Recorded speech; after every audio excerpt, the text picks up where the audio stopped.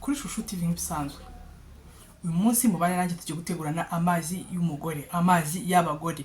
Nimba uri umugore, nimba uri umudamu, yaba nimba uri igitsina gore muri rusange, ukaba ushaka kugira ubuzima bwiza by'umwihariko, ukaba uri umudamu ufite umutware wubatse, aya mazi ngwino tuyategura. Rero ukuntu uzajya uyategura, hanyuma tuyategura tuvuga n'ibyiza byayo. Ibuka gukora subscribe, gukora share, gukora like na comment. Aya mazi ni ubuzima, tandukana no kunywa amazi akonje yonyine. Ibyo tugiye gukoresha nibyo muri kureba. Tugiye gukoresha amazi asanzwe, amazi afite isuku ayo mwabonye mu jage nini ikirahure. Dukeneyemo karafu cyangwa se cloves, dukeneyemo gombo, dukeneyemo cocombre, dukeneyemo chia seed, ufite na turmeric wabishyiramo, ufite na cinnamon byose washyiramo. Dukoreshe ibi ngibi. Aya mazi n'amazi umudamu wese yakagombye kubanywa byibuze nka kabiri mu cyumweru cya gatatu mu cyumweru. Wanabishobora ukabikora nka routine ya buri munsi, ukajya ukora umunsi ku wundi. Ibyiza byabyo uzabimenya kandi uzasubira nyuma. Tubane rero dutegure aya mazi y'abagore. Ndabakunda cyane. Ni karibu rero, ikaze inshuti zanjye. Dore turatangira dutunganya isuku n'isoko y'ubuzima. Tugomba gutangira turonga neza cocombre yacu, ndetse na gombo cyangwa se okra, hanyuma tubitunganye. Hehe no kumagara, hehe no kuba Mukagatare, ibibazo byinshi bigiye bitandukanye. Kera twumvaga bavuga ngo Mukagatare, ku buryo abantu ba kera bitiraga amazina bitewe nuko mama we yaba yamubyaye, nyine mama we bafite icyo kibazo akahita amuhimba akamwitira izina na kare cyose kamenya ko ari cyo kibazo afite, n'ibindi bigiye bitandukanye. Aya mazi rero ni ubuzima ku bagore, ku bakobwa. Agufasha kuba waba tayari mu gukora amabanga yabubatse, kubera ko icyo kibazo abakobwa reka tubareke, ibyo ni ku badamu, nta mukobwa ndi kubwira ibi ngibi.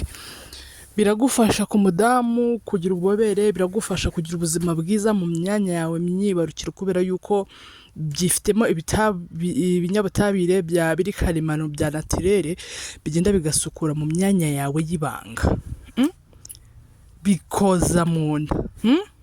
Ngewe twabanje kugabanya amazi kuko iyo jage yari yuzuye. Twabanje tunakata gombo, twakoresheje udupiyese 7 kuko nangiye gushyira muri litiro n'inusu y'amazi, sibyo? Hanyuma rero reka ngende mbabwira kimwe ku kindi muri ibyo bintu tugiye kwifashisha imimaro yabyo. Ngusaba gukora subscribe, ngusaba gukora like, ngusaba gukora share, ngusaba comment. Imana iduhana umugisha. Tugiye rero kureba kimwe muri ibi twagiye dukoresha kimwe ku kindi imimaro yabyo mu bijyanye n'amabanga y'abashakanye. Icyambere, karafu kuba wayikoresha muri uruvange turi gukora ifite uwuhe mumaro? Izamura urukundo n'ubushake bwo kuba wabonana n'uwo mwashakanye, ikongera amaraso atembera ajya mu myanya y'ibanga, kubera yuko iyo amaraso ari gutembera akagera mu myanya y'ibanga niho ubasha kugira ubushake bwo kubonana n'uwo mwashakanye, ukamurinda kwirwa avuga ngo ni wowe kwiruka inyuma, ni wowe kwifuza gusa. Ibyo birangirira mu gucana inyuma. Kandi kuri Shusho TV murabizi ko gahunda ari ukubaka umuryango. Turi gukata cocombre. Ese cocombre yo yadufasha iki muri aya mazi y'umugore turi gutegura, amufasha kubaka urugo rwe rukagenda neza? Cocombre irimo amazi menshi na potassium bifasha gutembera kw'amaraso neza, ikongera imbaraga mu gihe muri gukorera amabanga y'abashakanye. Igihe uri kubona n'uwo mwashakanye muri wanywera uruvange, wabigize nka rutire yawe ya buri munsi, bigufasha kuba uri tayari. Namaze gushyiramo gombo na cocombre mpita mbivangura, nako amazi yo hejuru ubwabyo yari yatangiye gusa nkaremeramo cyangwa se nkareduka nk'uko tubyita. Gushyiramo cloves nashyizemo iyo ngiyo muri kubona, ntago nujuje ikiyiko, nashyizemo utwo ngutwo nitwo nari nkeneye mu litiro y'amazi n'inusu, biba bihagije. Ni nk'ilitiro ko cya gikombe urabona ko nakigabanyije bikahita bishira. Ibi bintu ntago ari ibyo byonyine, imimaro ni myinshi. Wari uzi ko kunywa aya mazi uruvange rw'ibi ngibi bishobora gutuma ugira ubuzima bwiza, ukagira uruhu rusa neza bitewe n'ama vitamine ari muri ibi bintu twavangavanze. Dukeneye na chia seed. Ese chia seed yo iradufasha iki? Chia seed zirimo omega 3 na zinc, bifasha mu kongera sperm, umubare w'intanga ku bagabo. Abagabo mushaka kongerera umubare w'intanga zanyu, byabafasha kongera, hanyuma bikongera n'ubushake ku bashakanye iyo bivanze n'ibi ngibi ku mudamu. Umudamu rero tandukana no kujyana iryo cupa ryawe ry'amazi ukazi wakubisemo ibizi bikonje gusa. Shyiramo aya mazi usukura umubiri wawe, shyiramo aya mazi. Aya mazi nayabitse almost 8 hours, amasaha 8 ku 9.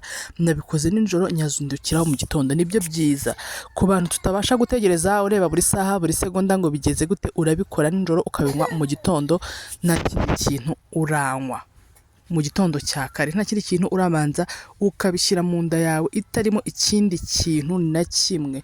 Aho nandi kubereka ko ya mazi yacu yagize gute, yabaye tayari. Gahunda ari ukuyayungurura, reba ko ntabameze ngaho ceceka, sibyo? Ryama. Gahunda ni ukuyungurura amazi. Byiza uyanywa yunguriye, kuko iyo uri kuyanywa atayunguriye bigusaba gufatisha amenyo ku gikombe kugira ngo ujye utangira ibyo ngibyo. So iyo wayayunguriye rero nibwo uyanywa neza. Ese nshuti, wari uzi ko aya mazi afite umumaro ukomeye no kuri ba bantu baribwa mu gihe cy'imihango? Ibinyabutabire biri muri uru ruvange rw'aya mazi bizafasha umubiri wawe kuba wakira cya kibazo kigukomera cyo kuribwa mu gihe uri mu mihango. Ndakwibutsa ko umudamu iyo ari muri onapo, iyo afite stress, iyo atateguwe neza n'uwo bashakanye, igikorwa cy'amabanga yubatse agikora ameze nk'uri gufatwa ku ngufu.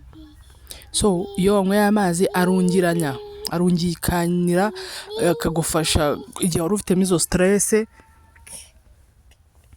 akagufasha igihe wari ufite stress, kuba umubiri wawe watuza, kuba waba tayari kubaka amabanga n'uwo mwashakanye, utababara, utameze nk'uri gufatwa ku ngufu.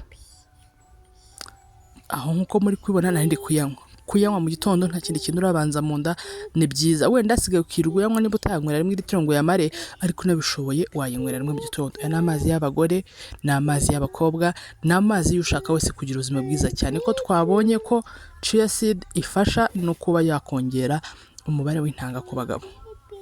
Mbega abagabo bagira intanga z'ibihuhwe, mbega aya mazi uyakoze ukanywa agatasi kamwe mu gitondo, umugabo wawe nawe akanywa, kandi uri kumva ko mwamuri kubaka urugo rwiza mwifashishije aya mazi. Ibi byose ni ibimera. Twabonye gombo, twabonye kokomble, twabonye chia seed, yewe twanabonye karafu cyangwa se cloves. Biragufasha kugira ubuzima bwiza, uruhu rwiza, kuba tayari igihe ugiye kubakana n'umwashakane. Yewe bikora nka detox, bigufasha kuringaniza ndetse no gutwika ibinure byo mu nda. Mbega ntujye wa muntu ugenda ukagira ibiro nk'105 no gushyiguka ibiro bigasumba uburebure.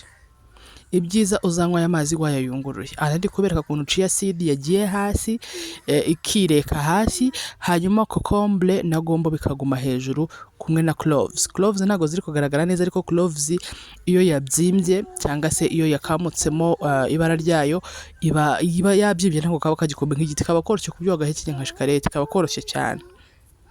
Ndagusaba gukora subscribe, ugakora share, ugakora like. Arandi kukwereka ngo unabishatse wabinywa gutyo, ariko ibyiza no kubiyungurura kugira ngo unywe amazi. N'abantu muvuga ngo birareduka, birakururuka, unywe umiragura. Ubuyanywa ntago aba kiri y'amazi asanzwe, ubumva afite ireme, umeze nk'uri kunywa ikivuguto bitewe n'uburemere bwayo aba yagize. Ibi binyabutabire byose biba byavuye muri ibi bintu twavanye muri aya mazi, nibyo bigenda bigatuma umubiri wawe utanga resultat nziza, ukabasha kubaka urugo rukaguma, ukabasha kubaka urugo neza, yewe ukarinda umutware wawe kuba yaguca inyuma. Tureke no kubigirira abatware, ukirinda kujya mu mihango babara, ukivura icyo kibazo, ukivura kuba wagira uruhu rufunganye imyenge kubera gukoresha ibi bintu wavangavanze. Ndabakunda, mbahorane. Kunywa aya mazi bimeze gutya nibyo byose nari ndi kubereka biragoye kubera yuko ari aya mbere mwabonye ko nayanywaga ntakatamo kabiri, kino kintu kimeze nk'ururenda gikati, kiba kimeze uba wumva wanahekenye kwa kuntu aba aremereye. Aya mazi nuko wayategura, ukayategura nijoro. Nayateguye nka 2:00 mu gitondo ukayabyukiraho. Nibyo byiza, amasaha 8 nta kibazo aba yagize. Ugakoresha amazi akonje.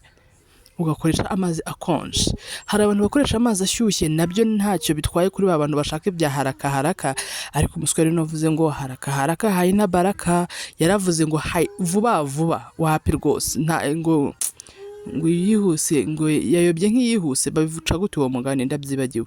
So ibyiza rero urabikora ukabirazamo ukaza kubinywa, iyo ubikoze bihita bizana ururenda ako kanya, ariko ntabwo biba byavuyemo za ntungamubiri uko zakabaye nk'uko byabaho bimaze amasaha 8 wabiteretse. Ukabikora ugiye kuryama, ukabyuka mu gitondo ukaba ari byo uheraho. Ndabakunda, mbahorane mukore subscribe, twiyungura ubumenyi bwatugira umumaro. Ndabakunda, bye bye.